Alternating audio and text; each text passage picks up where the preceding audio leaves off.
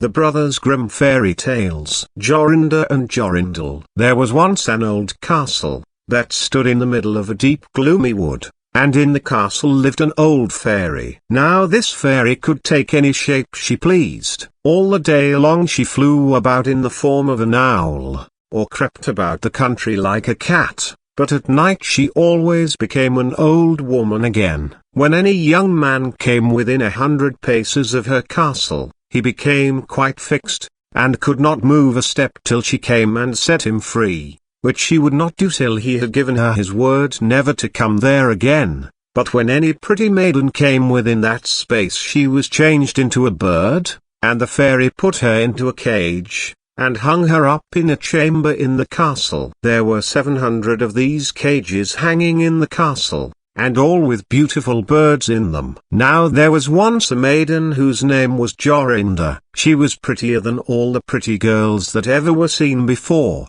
and a shepherd lad, whose name was Jorindel, was very fond of her, and they were soon to be married. One day they went to walk in the wood, that they might be alone, and Jorindel said, "We must take care that we don't go too near to the fairy's castle." It was a beautiful evening. The last rays of the setting sun shone bright through the long stems of the trees upon the green underwood beneath, and the turtle doves sang from the tall birches. Jorinda sat down to gaze upon the sun, Jorindel sat by her side, and both felt sad. They knew not why, but it seemed as if they were to be parted from one another forever. They had wandered a long way, and when they looked to see which way they should go home, they found themselves at a loss to know what path to take. The sun was setting fast, and already half of its circle had sunk behind the hill. Jorindel on a sudden looked behind him, and saw through the bushes that they had, without knowing it, sat down close under the old walls of the castle. Then he shrank for fear, turned pale, and trembled. Jorinda was just singing, the ringdove sang from the willow spray, well-a-day, well-a-day. He mourned for the fate of his darling mate, well-a-day. When her song stopped suddenly, Jorindel turned to see the reason, and beheld his Jorinda changed into a nightingale, so that her song ended with a mournful jug, jug. An owl with fiery eyes flew 3 times round them, and 3 times screamed, "Tu-oo, tu-oo, tu-oo." Jorindel could not move, he stood fixed as a stone, and could neither weep, nor speak, nor stir hand or foot. And now the sun went quite down, the gloomy night came. The owl flew into a bush, and a moment after the old fairy came forth pale and meagre, with staring eyes, and a nose and chin that almost met one another.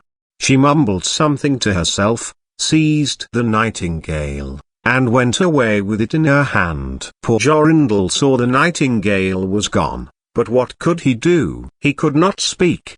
He could not move from the spot where he stood. At last the fairy came back and sang with a hoarse voice, "Till the prisoner is fast, and her doom is cast, there stay, oh, stay." When the charm is around her, and the spell has bound her, hie away, away. On a sudden Jorindel found himself free. Then he fell on his knees before the fairy, and prayed her to give him back his dear Jorinda, but she laughed at him, and said he should never see her again. Then she went away. He prayed, he wept, he sorrowed, but all in vain. "Alas!"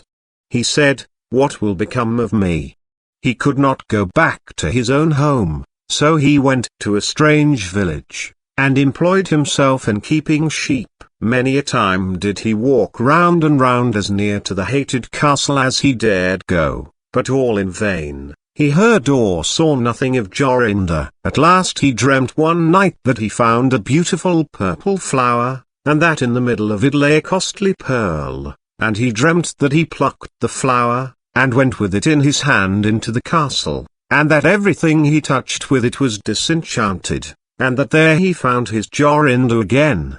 In the morning when he awoke, he began to search over hill and dale for this pretty flower, and 8 long days he sought for it in vain. But on the 9th day, early in the morning, he found the beautiful purple flower, and in the middle of it was a large dewdrop, as big as a costly pearl. Then he plucked the flower, and set out and travelled day and night, till he came again to the castle. He walked nearer than 100 paces to it, and yet he did not become fixed as before, but found that he could go quite close up to the door. Jorindel was very glad indeed to see this. Then he touched the door with the flower, and it sprang open, so that he went in through the court, and listened when he heard so many birds singing. At last he came to the chamber where the fairy sat, with the 700 birds singing in the 700 cages. When she saw Jorindel she was very angry, and screamed with rage, but she could not come within 2 yards of him, for the flower he held in his hand was his safeguard. He looked around at the birds, but alas! There were many, many nightingales, and how then should he find out which was his Jorinda? While he was thinking what to do, he saw the fairy had taken down one of the cages, and was making the best of her way off through the door. He ran or flew after her, touched the cage with the flower, and Jorinda stood before him, and threw her arms round his neck looking as beautiful as ever, as beautiful as when they walked together in the wood. Then he touched all the other birds with the flower, so that they all took their old forms again, and he took Jorinda home, where they were married, and lived happily together many years, and so did a good many other lads, whose maidens had been forced to sing in the old fairies' cages by themselves, much longer than they liked.